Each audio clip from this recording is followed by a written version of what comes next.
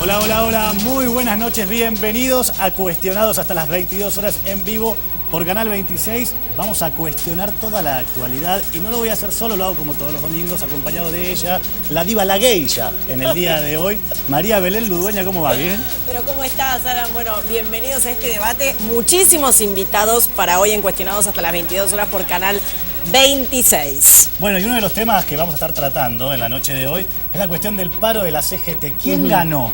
¿Quién perdió? Este tema lo vamos a volcar aquí a la mesa para debatirlo y para empezar a sacarle un poquito de jugo a la actualidad.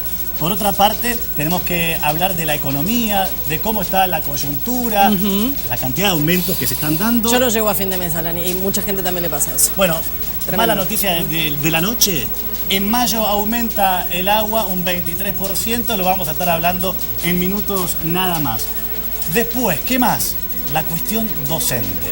Está con nosotros María Laura Torres, ella es secretaria gremial de SUTEBA, y la información de último momento indica que están tratando de instalar una suerte de carpa o escuela itinerante. Le vamos a preguntar después a María Laura de qué se trata todo esto, porque es el tema, lógicamente, del día, ¿eh?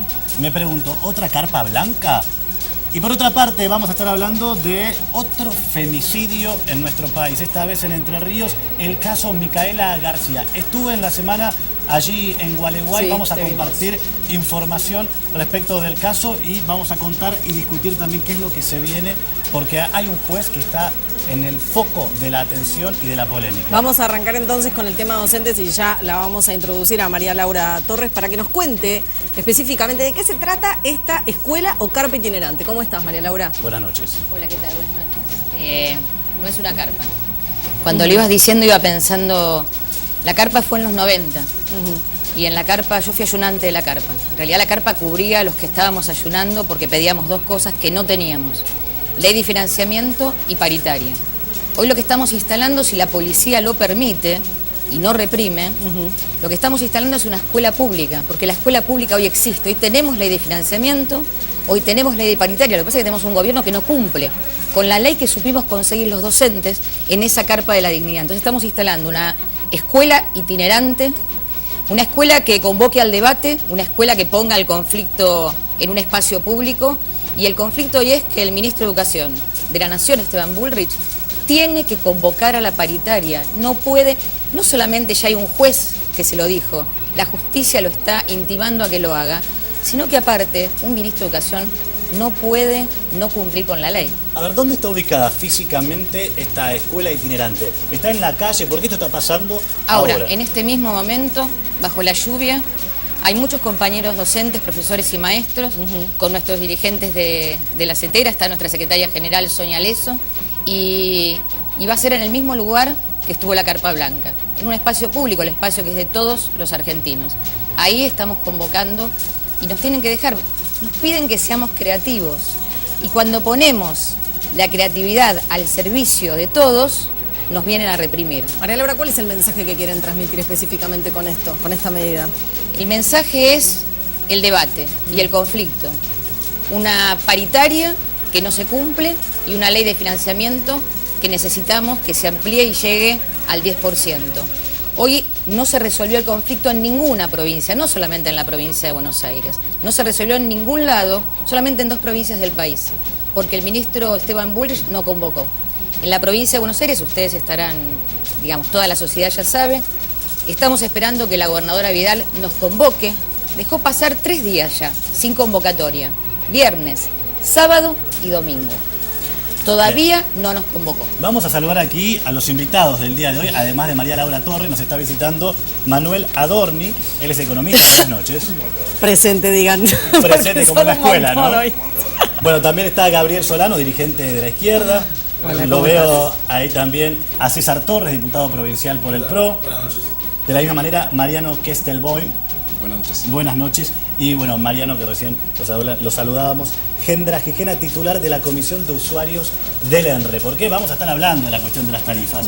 Pero bueno, por lo pronto, abrir el debate, empezar a cuestionar en este caso la acción que están haciendo los docentes en el Congreso. Le pregunto al diputado del PRO, ¿qué lectura política hacen ya mismo de lo que está pasando? La verdad es que la que venimos haciendo hace mucho tiempo.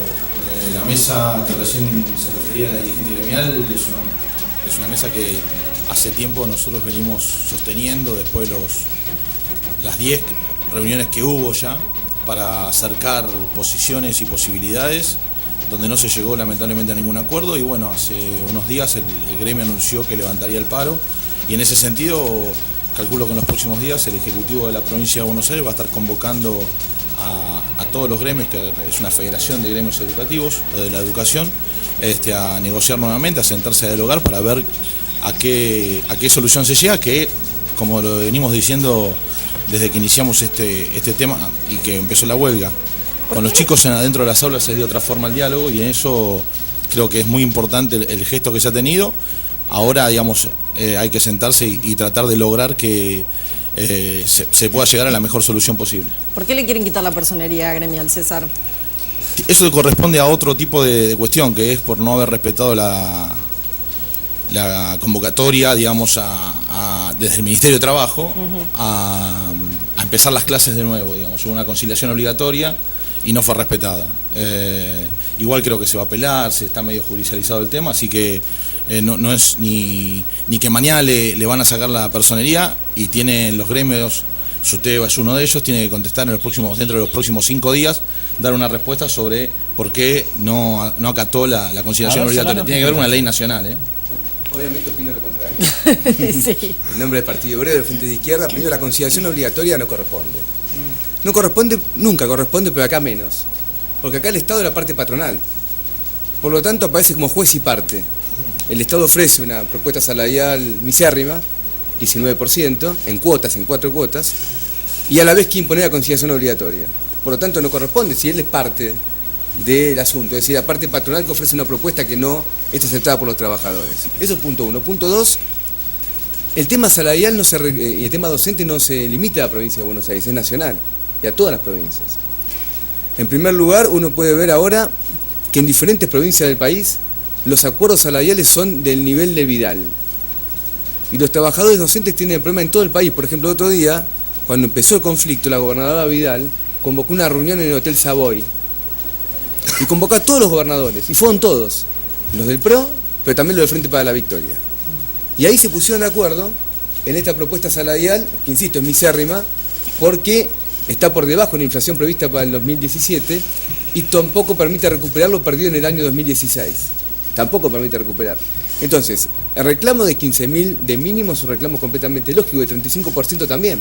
¿Por qué es lógico? Porque si uno perdió entre 8 y 10 puntos el año pasado, y ahora la inflación prevista... Uno lo que siente, porque venimos siguiendo este conflicto docente ya desde el comienzo y lo hemos debatido aquí en Cuestionados, es que estamos en el mismo punto que al comienzo.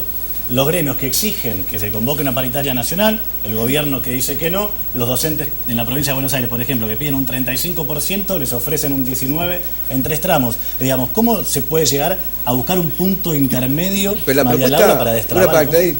La propuesta de Vidal siempre fue igual, dijo que hizo 6 propuestas, pero siempre era 19. Era 14 más 5, 5 más 14, 13 más 6. Después dijo, si bajan el ausentismo va a haber plata para el aumento. Es un chiste, porque un docente tiene derecho a enfermarse. Entonces es un chantaje a los docentes para que vayan a trabajar enfermos, y aparte se sabe muy bien que el gremio docente, que es fundamentalmente un gremio de mujeres... ¿Es un chantaje o hay veces que los docentes, sin estigmatizar ni generalizar, que aprovechan y presentan con un médico amigo un certificado? Si un docente cobra en la provincia de Buenos Aires hoy 9.500 pesos, todo el mundo sabe que la canasta familiar hoy, si uno mide, por ejemplo, la que toma la Universidad de Rosario, que está arriba de 23.000 pesos la canasta familiar, con un cargo no alcanza. Hace falta 2 o más de 2 cargos. Yo le digo a la audiencia, vayan a trabajar 2 o 3 cargos frente a un curso y vamos a ver si después de varios meses no van a necesitar una licencia de enfermedad. María Laura, esa es la verdad. ¿Cómo se siente usted cuando los critican? En realidad como que no toman con responsabilidad su trabajo. ¿Qué sienten ustedes como docentes? No, la verdad es este gobierno específicamente se encargó de desprestigiarnos y de humillarnos desde el principio de este año. Yo 3 cosas quiero marcar. La primera, que tiene que ver con este debate adentro de las aulas o fuera. Y entonces tengo que retomar el debate real que tiene que ver con quién convoca y quién tiene la responsabilidad de convocar. Dejaron pasar todo enero, donde los alumnos no están en las aulas y los docentes tampoco estamos en las aulas. Y el año pasado, el ministro Bullrich y la gobernadora Vidal convocaron en enero. Quiere decir que este año hubo una intencionalidad diferente. Esto es lo primero, porque si no pareciera que los culpables somos nosotros, cuando en realidad había quien tiempo. dejó pasar Claro. ese tiempo valiosísimo y el tiempo donde la paritaria tiene que estar, no estuvo. Esto es lo primero. Lo segundo, paritaria nacional. ¿Por qué tiene esto de grave? Parte lo decías vos. En realidad hasta es peor inclusive que la propuesta de la gobernadora Vidal. Los docentes en Jujuy les están ofreciendo 10% de aumento. O sea que el desastre que han hecho al no convocar la paritaria nacional es que cada provincia dé lo que puede o lo que quiere. ¿Qué era lo que traía la paritaria nacional? A ver, para en poder juego? debatir la cuestión de la paritaria nacional, ya mismo veamos lo que decía el ministro de Educación de la Nación, Esteban Bullrich. Bien. ¿Por qué no les podés dar paritaria nacional?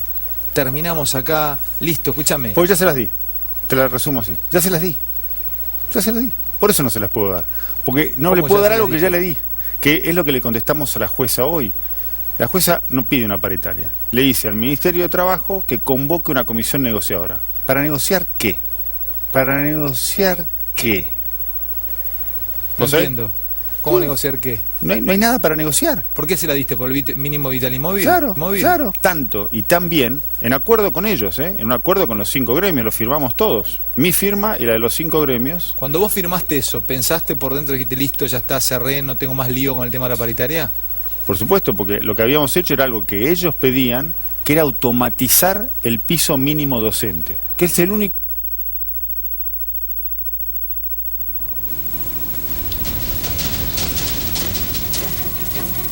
María Bueno, ahí Laura, lo veíamos, ¿le podrías responder al ministro cuando dice para negociar qué? Que insistía tanto en Sí, eso. falta Que que, ya se diga, la dieron. falta que diga te la debo. Claro. La verdad es una... Qué lástima que no hay nadie que le repregunte en serio a este ministro. Primero porque para negociar qué, lo que realmente tiene que hacer es cumplir la ley. Porque, a ver, convocar a paritaria tiene que hacerlo porque es una ley que lo exige que lo haga. Después uno puede debatir si lo que ofrece lo vamos a aceptar, ¿no? Es parte del debate de la paritaria. Ahora, parece que es el dueño de la pelota. Es una soberbia, cuando lo escucho, inmensa. Tiene que bajar al mundo real este ministro y entender que las leyes en la República Argentina, una ley que él votó, entonces tiene que convocar justamente porque tiene que poner en debate muchas cosas. Mira, tiene que poner en debate la formación docente, tiene que poner en debate el ausentismo. Nosotros le decimos salud laboral. Y tiene que poner en debate el piso mínimo para que un docente no cobre menos de eso. ¿Y el incentivo docente con quién lo va a discutir? ¿Con los gobernadores? No, con los representantes de los trabajadores. Por eso tiene que convocar. Ahora, ¿cuál cree que va a ser la reacción frente a esa escuela itinerante que proponen? Me parece que la reacción de la sociedad va a ser muy importante y la reacción de todos los docentes del país, porque tiene que ser un lugar de encuentro y de debate. La escuela pública está parada y ustedes recordarán que fue prácticamente lo único que se sostuvo cuando en este país todo se privatizó en los años 90. La escuela pública se transformó prácticamente en una trinchera de muchas cosas, pero una que fue fundamental: en la escuela se enseña, y eso lo hicimos nosotros los docentes. Aparte de mantener abiertos los ¿Qué va a comedores, pasar etcétera, si los etcétera. reprimen, si quieren aplicar alguna suerte de protocolo para que no instalen la escuela itinerante? ¿Cómo van a reaccionar? No, el primer protocolo que tendrían que aplicar es cumplir la ley. El segundo protocolo que tendrían que aplicar es que el ministro de Educación venga y discuta con nosotros. La escuela itinerante va a ser la escuela de todos, es la escuela de la patria, así que ahí la sociedad va a abrazar fuertemente este debate porque los estamos convocando a repensar la defensa de la escuela pública en toda la magnitud, ¿no? en todo lo que quiere decir la escuela pública. Diputado Torres, Sí. ¿Qué Casi piensa que parientes. tiene que hacer el gobierno a partir de la instalación de esta carpa? ¿Tiene que dejar que se instale? ¿Tienen que prohibirlo? ¿Correrlo si finalmente logran armar esta escuela itinerante? Mira, la definición la tiene, por lo que escuché, la van a poner en el Congreso, con lo cual es ámbito del gobierno de la Ciudad de Buenos Aires y lo define el código de la Ciudad de Buenos Aires, el código de convivencia que tiene la Ciudad de Buenos Aires. Pero sobre lo que dice recién, estaba diciendo la docente, la verdad que yo me gusta mucho escuchar que diga la Escuela de la Patria. En el Pago Chico, la Escuela de la Patria hace 15 días no tiene clase. El Pago Chico de la provincia de Buenos Aires, lamentablemente, nuestros chicos todavía no tienen clases. Y necesitamos que tengan clases. Necesitamos que tengan clases porque después nos horrorizamos cuando se hace la evaluación del aprender y 7 de cada 10 chicos no puede hacer un análisis matemático o un análisis de texto. Y es preocupante que nos siga pasando eso. Yo estoy seguro que los docentes no quieren que eso pase. Estoy seguro, estoy convencido. Digo, yo estudié en una escuela normal con orientación pedagógica, soy egresado del Mariano Acosta, y el que estudia docencia es porque lo siente, porque lo vive. Evidentemente las cosas no están saliendo bien, no están pasando, y los que más sufren son los chicos, que son los que no tenemos que hacer sufrir. Y atrás de eso, los papás que no pueden mandar a los chicos al colegio y se les complica hasta con el laburo. Y te voy a dar un dato chiquito. Sí. Hay 1.600.000 chicos que comen en los comedores escolares de los colegios. Esos chicos no están recibiendo la comida diariamente. Y ese es otro problema que tenemos que evaluar. O sea, que pierden también, clase y pierden alimentos. exactamente. Y eso es algo que también tenemos que poner en la mesa para charlar con los docentes. Solano. No, creo que volvemos al chantaje. Le ofrecen a los docentes una propuesta salarial que es inaceptable y después se los culpa de que no hay clases. En tanto trabajadores, los docentes como único instrumento que tienen, el principal, es el paro, la huelga. No hay otro instrumento que sea eficaz para conseguir un aumento salarial. Por lo tanto, el gobierno que le da esta propuesta después los ataca por esto. Segundo, quiero decir lo siguiente, sobre estas pruebas que está haciendo el gobierno pedagógicas. Ojo con lo que se está diciendo. Se da una comparación entre la escuela pública y la privada sin tener en cuenta un dato fundamental. Que en un país donde tenés 13 millones de pobres y 2,6 millones de indigentes, la gran mayoría de los pobres e indigentes van a la escuela pública, no a la privada. Por lo tanto, hay un condicionamiento de origen de la escuela pública en relación a la privada que no se puede comparar tan graciosamente como lo hace el gobierno con el único propósito de estigmatizar a los docentes. Lo tercero y termino.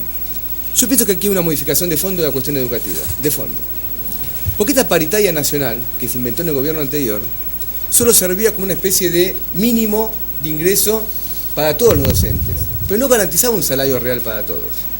Y la protesta siempre existía lo siguiente: el gobierno firmó una paritaria nacional, ojo, Cristina sacó 3 por decreto, Cristina, no hubo acuerdo, y luego los gobernadores tenían que pagarlo. Tenemos que volver a una educación pública nacional, como existía en Argentina previo a la dictadura militar del 76, donde los colegios sean del Estado Nacional. En cambio, ahora ¿qué se hace? Los colegios fueron transferidos a las provincias y tenemos, de acuerdo a la provincia, educación más pobre o no más pobre. No es lo mismo Formosa que la Ciudad de Buenos Aires, no es lo mismo Córdoba que Misiones. Entonces, la salida de fondo es nacionalizar el sistema educativo como existía en Argentina antes del gobierno de Videla y de Macera. Y eso creo que ayudaría muchísimo a que sea el Estado Nacional el garante final de la educación pública en Argentina. Abro el juego también aquí para los economistas presentes. A ver, Adorni, ¿qué piensa del conflicto docente? No, a ver, acá ya como ciudadano opino, claro, no sí, como economista.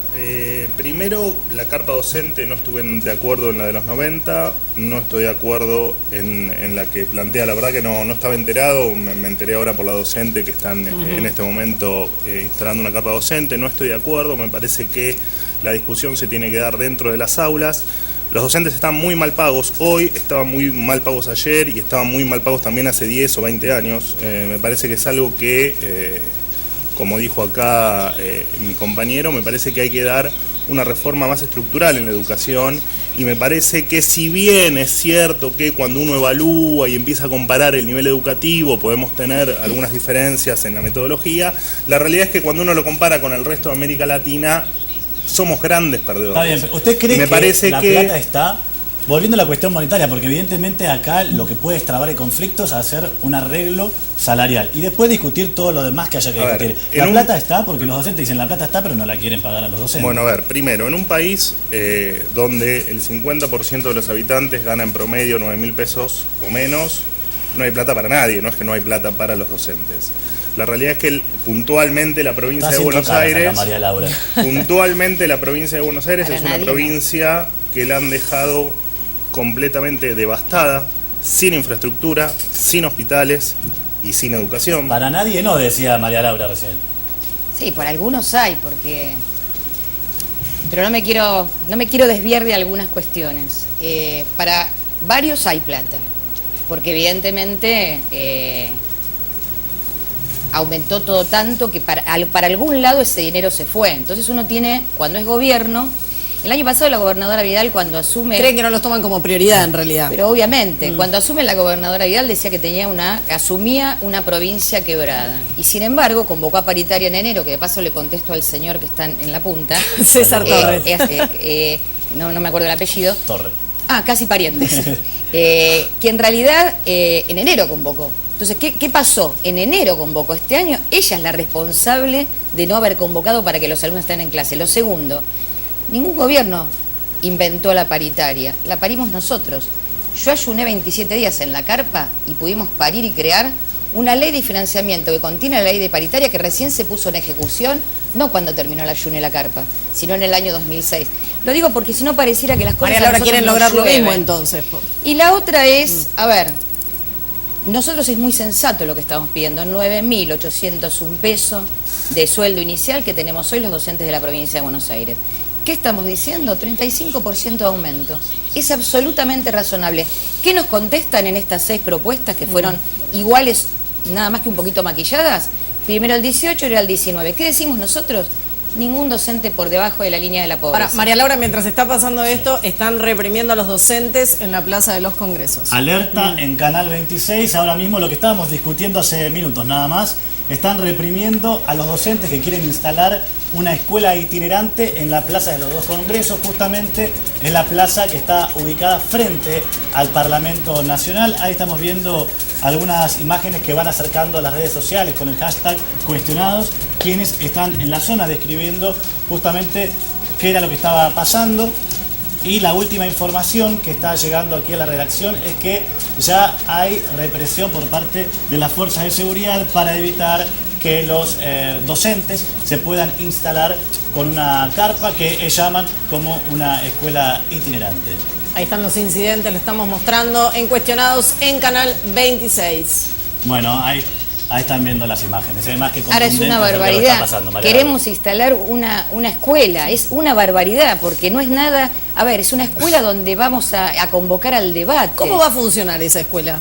Va a funcionar así, convocando al debate público y se llama itinerante porque va a recorrer todo el país. Ajá. Entonces, la verdad, después nos piden que seamos creativos y no son capaces a los docentes de la República Argentina permitirnos instalar una escuela para convocar a la sociedad y debatir cuando tenemos un ministro de Educación ausente. Sí, igual la pueden, Uno podrá estar de acuerdo, convocar a las es el escuelas, espacio- no donde hoy no les El están gobierno dando se clases Es el a los chicos. espacio En 4 días, público, 3 represiones. Es el espacio público. Es récord, Y en es de 4 todos días. los A ver qué es argentinos. Ahora, a mí me parece que hay un poco de hipocresía por parte del gobierno nacional.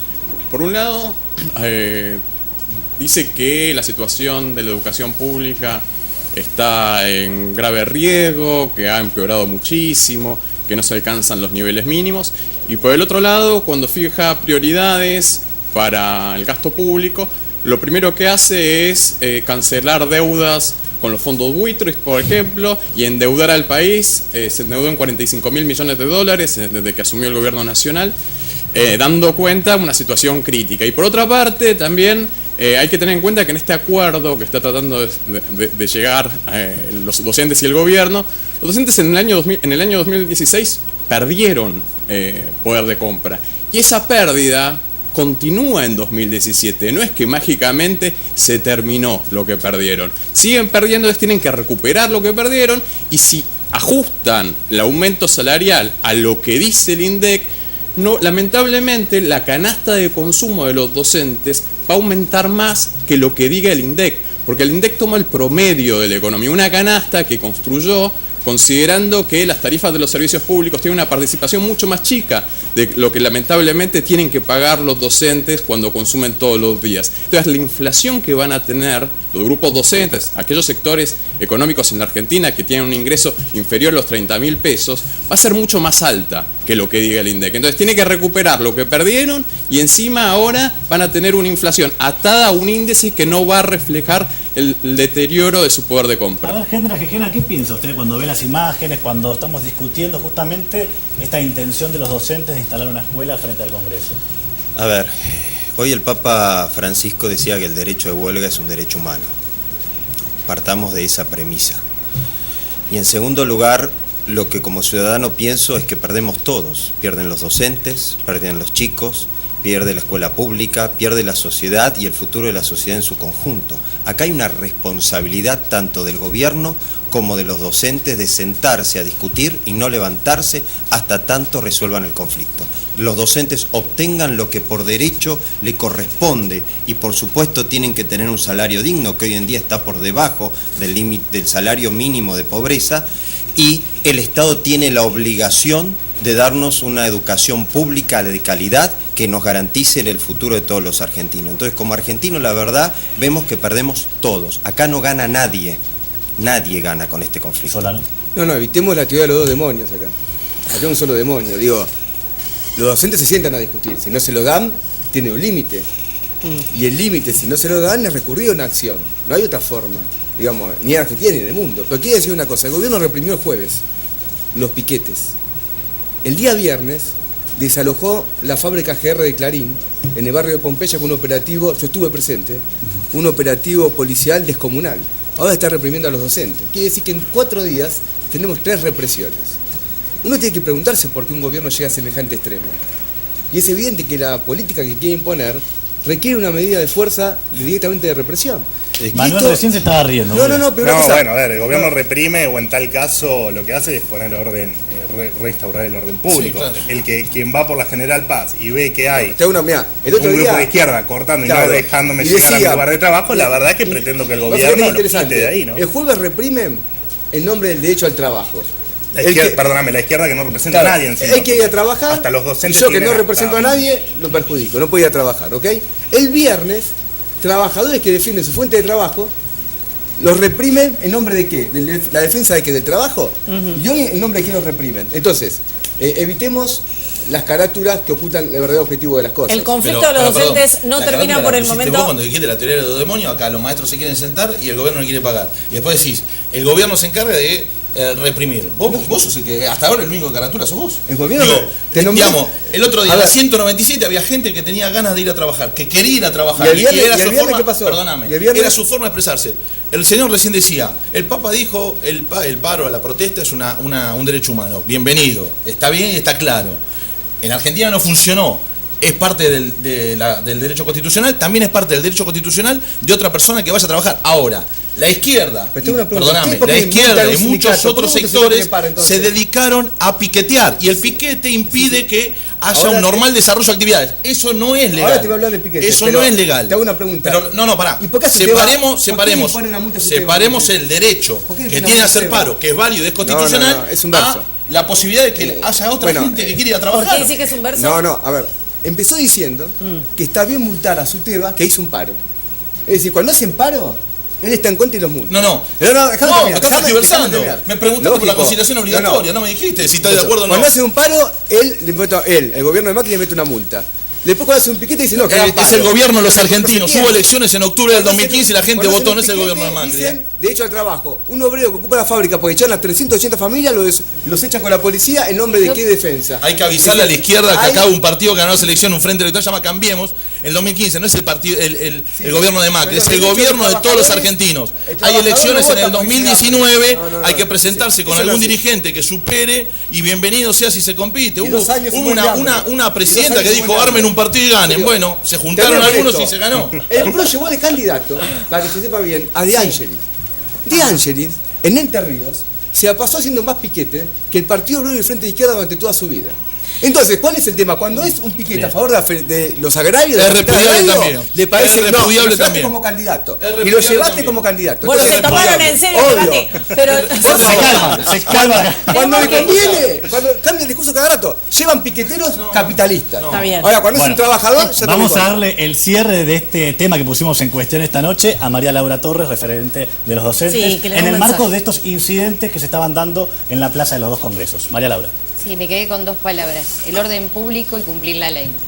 Y el orden público, y ahí yo le estoy pidiendo directamente a quienes nos gobiernan, el orden público es cumplir la ley, convoquen a paritaria y dejen que construyamos y pongamos la escuela de la patria en el Congreso, que va a ser la escuela de todos.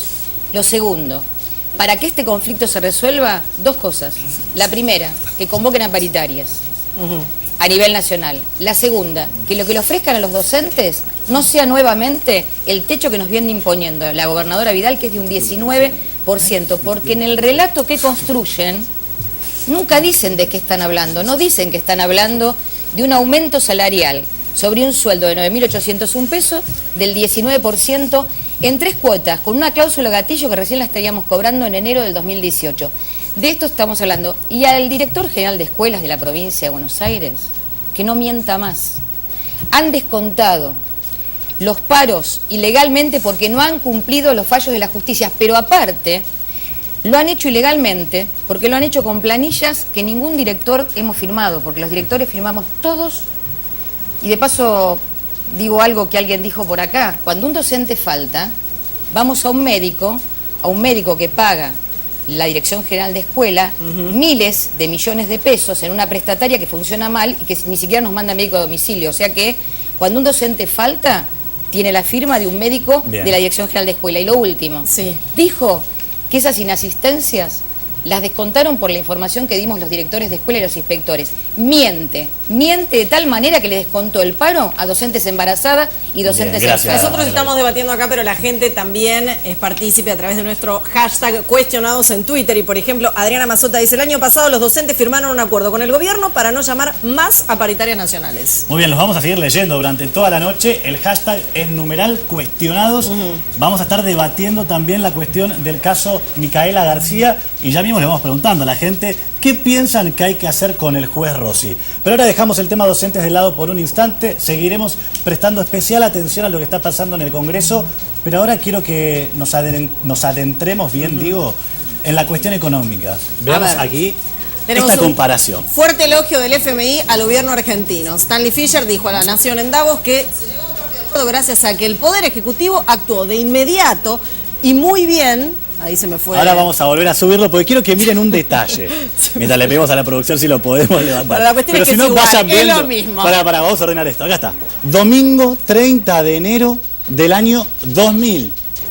El FMI diciendo fuerte elogio al gobierno argentino. Es como la palmadita en la espalda. Ellos te acompañan así, van caminando, pum, palmadita, palmadita. Y cuando ven el precipicio, palmadita caes y ellos están acá arriba. Hoy el FMI es mala palabra en nuestro país, pero esto es lo que decían en el año 2000. Belu, ¿qué dicen ahora en estos días los referentes del FMI? Fuertes elogios del FMI a la Argentina. El gobierno evitó un desastre. El número 2 del organismo, David Lipton, defendió el enfoque gradualista para bajar la inflación. Por su parte, el jefe regional, Alejandro Werner, destacó el trabajo del Banco Central. ¿Esto qué significa, Mariano? No sé, pero a mí me agarró un escalofrío, te digo. Cuando hablan de FMI, vamos a hablar con los economistas que son los especialistas. Sí, a mí también me llama mucho la atención que el Fondo Monetario Internacional esté elogiando, porque, bueno, en el pasado, hace muy poco tiempo, Argentina tuvo una crisis terrible en 2002 por políticas económicas que ellos habían aconsejado, y cuando fue la crisis económica en la Argentina, el Fondo Monetario Internacional no colaboró en lo absoluto. Tuvimos la peor crisis económica que tuvo una economía en los últimos 20 años, y fue durísima, con más de la mitad de la población que cayó a la pobreza, con un desempleo que superó el 24%, con una precarización laboral como nunca habíamos tenido, una destrucción del aparato productivo impresionante, y el Fondo Monetario Internacional no colaboró en nada. Entonces, que ahora vengan a apoyar, a mí me parece que están teniendo en cuenta más que el gobierno facilita, a partir de sus principales políticas económicas, el negocio financiero. Y son representantes de los grandes bancos internacionales del Fondo Monetario Internacional. Entonces, como el gobierno asegura que va a haber una tasa de interés elevada, que va a dar un retorno en dólares muy importante para todos estos actores financieros, bueno, hay quienes van a ganar mucho dinero y por eso es que se aplauden esas políticas. Adorni, ¿es bueno o es malo que elogie el FMI al gobierno argentino de turno en este caso? A ver, me parece que tenemos que dejar de echarle la culpa al resto del mundo y tomarlos como enemigos de algo que incluso en el 2001 y antes del 2001, digamos, porque fueron políticas que se sucedieron a través de los años hasta que reventó la crisis en el 2001, la culpa fue netamente nuestra. Y me parece que en tal caso, si el destino de Argentina es volver a caer en una crisis similar, será también responsabilidad nuestra. Y me parece que en vez de analizar qué pasó hace 15 o 20 años, que nos podemos ir a los libros, a los papers o a donde uno quiera ir y la va a tener bien descrita la crisis, me parece que tenemos que hablar de la situación actual y qué viene para adelante. Claramente estamos en un problema que ni siquiera podemos acordar una digna educación pública. Tenemos un déficit fiscal de los 4 peores de la historia argentina, que en definitiva el déficit fiscal es lo que siempre nos lleva a terminar en una crisis, o es la causa principal de llevar a la Argentina a crisis donde la pagamos con más pobres, con más y con más atraso, por lo cual me parece que tenemos que dar una discusión más profunda, no solo en la educación, como hablábamos antes, sino también en materia económica, en decir, bueno, ¿qué queremos? Nosotros lo que tenemos que buscar en este país es un plan. De acá a 20 o 30 años que demos educación de primer nivel, para darle las herramientas educativas, tecnológicas y de innovación a los chicos de hoy, que son quienes nos van a gobernar y quienes van a producir por nosotros en el futuro, y además darles el capital. O sea, el versito de la marcha peronista combatiendo al capital no va más en este mundo. En este mundo, al revés, tenemos que luchar por tener capital y por darle a los chicos de hoy, a los jóvenes de hoy, por un lado capital y por otro lado el conocimiento para que usen ese capital, nos hagan productivos, nos hagan venderle al mundo y nos hagan ser una nación de primera línea como éramos hace 70 o 80 años. A ver, Solano. Bueno, voy a disentir sobre esta última intervención. Yo creo que lo del FMI es claro. El FMI está tratando de beneficiar a un gobierno que ha tomado como matriz fundamentalmente endeudamiento externo. Acá se dijo un número, creo que es un poco superior, porque está la deuda nueva, la deuda que se renovó, y está superando los 50.000 millones de dólares solamente en 15 meses. Es un récord como nunca. ¿Y cuál es la idea del gobierno? Es ofrecer, se habla mucho de las metas de inflación, y las metas de inflación son solamente la cobertura de entregar al capital internacional un beneficio que no consigue en ningún lugar del mundo. El otro día lo discutí en otro programa de televisión. En Argentina, como está... O sea, nos felicitan por el gran negocio que se están haciendo los bancos, digamos. Se llama algo... Acá entra plata, entran dólares, se cambia a pesos, pero tienen un beneficio en dólares del 20% anual. Eso no se consigue en ningún lugar del mundo. En ningún lugar del mundo. Y el endeudamiento que estamos tomando, el 40% de endeudamiento que tenemos ya se ha fugado del país. Ahora, si uno se endeuda para comprar una casa, es una cosa. Si te endeudas y vas al casino, es otra. Al endeudarnos y esa plata se fuga, estamos preparando las bases para una bancarrota parecida a la del año 2001. Y el déficit fiscal, pongámoslo claramente de qué estamos hablando. ¿Por qué hay déficit? Por los docentes no, ganan 9.800 pesos. Solamente por la eliminación de las retenciones agrarias se perdió 56.000 millones de pesos el año pasado. Solamente por eliminar retenciones agrarias. Es decir, que hay alguien que gana, los piqueteros de Dacheli ganaron muchísimo, ganó 56.000 millones de pesos, en cambio los docentes y los trabajadores están perdiendo. Acá lo que hay es una transferencia gigantesca de recursos de los trabajadores a los sectores capitalistas. Esto es lo que está ocurriendo ahora. Bueno, vamos a hablar también aquí, poner en cuestión, Belu. Belu, te sacaste el saquito. No. Quiero decir que hace calor mucho, acá, el debate está muy hot acá. No, y bueno, hace calor en el estudio, me tuve que sacar Está muy bien. No se distraigan, ¿son todos casados acá? Sí. Sí, dicen que sí, muy bien. Está muy bien. Un saludo a sus mujeres. ¿Usted es soltera? No sé, no hace falta. Vamos a hablar de los aumentos, sí, que es lo que me preocupa, que importa, por favor. A ver. Bueno, por lo pronto, aumento del agua que se viene ahora para mayo, 23%. El aumento del gas que ya está llegando a los hogares. El aumento en la energía eléctrica también. Y la pregunta a Gigena es, está bien, vamos a ver los aumentos. Ahora, ¿eso se traduce en una inversión? ¿Cómo actúa el ENRE para regular a las eléctricas para que no se las lleven todas, sino para que también la inviertan, en definitiva, en ofrecer un buen servicio? Porque hoy por hoy nos seguimos quedando sin luz. Yo vivo en Banfield, cada tanto nos quedamos sin luz. Y lamentablemente te vas a seguir quedando sin luz por lo menos por 2-3 años más, especialmente en las épocas de verano, ¿no? Donde hay un mayor demanda del consumo y por lo tanto tenemos estos cortes masivos de luz. Pero tanto en luz, en gas, en el agua, lo que se ha estado haciendo el gobierno hasta ahora con estos aumentos, ha tratado de quitar los subsidios que estaba pagando el Estado, aumentar obviamente los cuadros tarifarios y con eso cubrir los costos operativos de las empresas distribuidoras, tanto de energía, de agua como la de gas. No estamos hablando de inversiones para aumentar las redes de los sistemas de los servicios públicos. Acá estamos hablando simplemente de lograr un equilibrio económico o contable de las empresas. ¿Qué era necesario por estos 12 años de un desastre energético que nos dejó el gobierno anterior? Sí. Ahora, la forma de este ajuste que venimos padeciendo desde el año pasado hasta ahora, y conforme lo han dicho varios funcionarios de este gobierno, el año que viene se viene un ajuste todavía mucho mayor, porque esto es un año de elecciones, imaginémonos lo que nos viene el año que viene. Este ajuste enorme era lo que no había que hacer. Había que hacer gradualismo, había que hacerlo en forma paulatina, manteniendo el nivel de consumo, manteniendo el nivel de empleo, por supuesto, y que los usuarios, tratar de que al bolsillo del usuario, al bolsillo de cada uno de nosotros, nos afecte lo menos posible. Eso es lo que había que ver. Ahora, no se tuvo en cuenta ni las consecuencias económicas ni las consecuencias sociales al respecto. A ver, acá está, le quisiera preguntar, ¿hasta cuándo o hasta cuánto está en condiciones de resistir el bolsillo de la familia argentina, de aquella persona que está ahora cenando y está pendiente de, no me cierran los números y encima voy a tener que pagar más de agua en este caso? Sí, a mí la verdad que me parece muy preocupante y comparto, debería haber sido más gradual el incremento. Sin lugar a dudas, las tarifas estaban totalmente atrasadas, había que hacer ajustes, había que orientar a los consumidores a un consumo mucho más eficiente, mucho más racional. Y en ese sentido, a partir de las nuevas tecnologías de la información y la comunicación, se podrían haber aplicado muchas políticas para beneficiarlo. Y hoy una familia está en una situación muy, muy delicada. Los aumentos de energía, de agua, de gas, de transporte, porque también el transporte público, si bien se postergó y recién aparentemente se va a aplicar después de las elecciones, también va a golpear el bolsillo de los trabajadores y es va a generar una inercia inflacionaria muy difícil de contener. Por más de que mantengan las tasas de interés muy elevadas, la situación de puja distributiva y pérdida de poder adquisitivo de los trabajadores parece que es el principal problema que hoy tiene la economía argentina. Mariano, sí, vos hablaste de un 23% de aumento que vamos a tener a partir de mayo de agua. Es el básico, vamos a tener un aumento de acá a noviembre del 23 al 65%.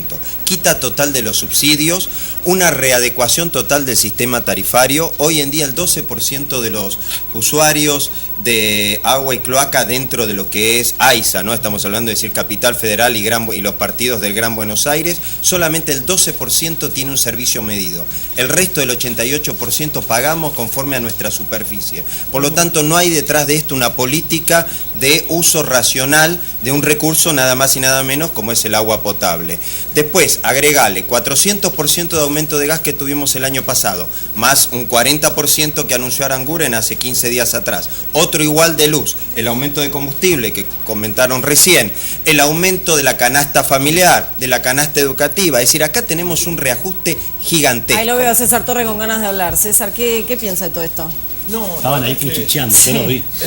No, porque me ocurrió el día sábado, estuvimos timbreando con vecinos y justo Silvia de Florida Oeste me decía que ella pagaba 300 pesos de agua.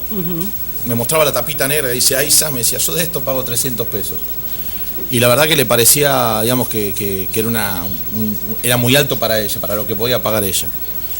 Cuando empecé a hablar con Silvia por el tema de metros cuadrados y me decía cuántos vivían en la casa, y además ella me decía, y nosotros somos cuidadosos del gasto de agua, noté, escuché, digamos, que hay una demanda de que hay algunas personas que pueden pagarlo y hay otras que no lo están pudiendo pagar. Ahora, lo real es parte de lo que recién decía Gijena, creo que es el apellido, pero lo que está claro es que a partir de este año, hasta el año pasado, todo lo que fue aumento fue para normalizar administrativamente las empresas. Y este año está clarito en la resolución que es para fondo de inversión a cuenta del Nación para invertir y modificar el sistema, las obras que no hicieron las empresas. Ahora, te aclaro, perdón, ese fondo que es para aumentar la red, e inclusive ahí se está tomando otros municipios que antes obviamente no estaban bajo su servicio, los pone el Estado. Y los 265.000 usuarios que hoy en día están beneficiados por la tarifa social, los pone el Estado, no los pone las empresas. Ahora, un comentario al respecto, ¿no? Muy breve. Sí. Brevemente, el año pasado, digamos, bajo la década pasada, por ejemplo, las empresas eléctricas recibieron 500.000 millones de pesos de subsidios. Se está dando un aumento sin saber qué pasó con eso. Y esto porque lo digo que es importante. Recientemente, un empresario que ahora parece que es amigo de Macri, Midlim, acaba de comprar la empresa de Calcaterra, el primo de Macri, o capaz que es una empresa de Macri, de la familia Macri. ¿La compró con estos subsidios? Porque si no se investiga lo que se hizo bajo la década pasada, donde no se invirtió un peso, y se subsidió de una manera que no tiene comparación en la historia, estos aumentos son completamente arbitrarios. Tampoco está claro cuál es el pliego de inversiones. Bueno, Tampoco esto lo está vamos claro a seguir el pliego de debatiendo. Ahora quiero introducir otro tema que tiene que ver con el dólar, Beli. Sí, ¿qué va a pasar con el dólar? ¿Se va a disparar Mariano, después de sí. las elecciones? A ver, me parece que hoy hay un ingreso de dólares por la vía financiera que están buscando el atractivo económico que brindan las altas tasas de interés en pesos, que hace que el flujo provoque que la cotización del dólar no vaya a subir. Es más probable que se mantenga estable, incluso se está yendo lentamente a la baja. Porque también está ingresando los dólares de la cosecha gruesa del agro, los dólares de la soja. Entonces, en ese sentido, seguramente en los próximos meses no va a haber movimiento del dólar. Concretamente, alcista. ¿de cuánto va a ser la devaluación? ¿Puede llegar a haber algún escenario de estas características con devaluación? A ver, porque seguramente la industria va a estar pidiendo que... Coincido con que haya Mariano, devaluación. tenemos unos dólares financieros que entran al por doquier. Aparte, el Estado Nacional, por supuesto, se está endeudando. Tenemos déficit que hay que cubrirlo, hay que pagarlo y se paga con deuda externa. Entran dólares, la liquidación del agro entran dólares y el blanqueo de capitales que terminó el 31 de marzo, que todavía queda algún trámite por hacer, y siguen entrando dólares al sistema. O sea que ante un tipo de cambio libre como es ahora, es lógico que a mayor cantidad de oferta de dólares el dólar tienda a la baja. Ahora, si con el problema inflacionario que vive la Argentina desde hace 12 o 14 años, si en un año de elecciones lo que va a hacer el gobierno en tal caso es meter la mano y empezar a modificar el tipo de cambio interviniendo en el mercado, bueno, eso nadie lo sabe. Esperemos que no lo haga y esperemos que la solución al tipo de cambio esté dado por no endeudarnos más y por solucionar el tema del déficit fiscal, que para desgracia de todos es lo que popularmente se llama ajuste, ¿no? Acá hay que achicar el Estado. Y lo que pasa es que, bueno, nadie está de acuerdo en achicar el Estado, pero lo que hay que hacer para solucionar nuestros problemas más profundos es achicar el Estado y no tener más déficit fiscal. Muy bien, desde ya le agradecemos aquí a los economistas que hayan venido, también al titular de la Comisión de Usuarios del ENRE. Ahora debemos introducir otro de los temas que vamos a cuestionar aquí en...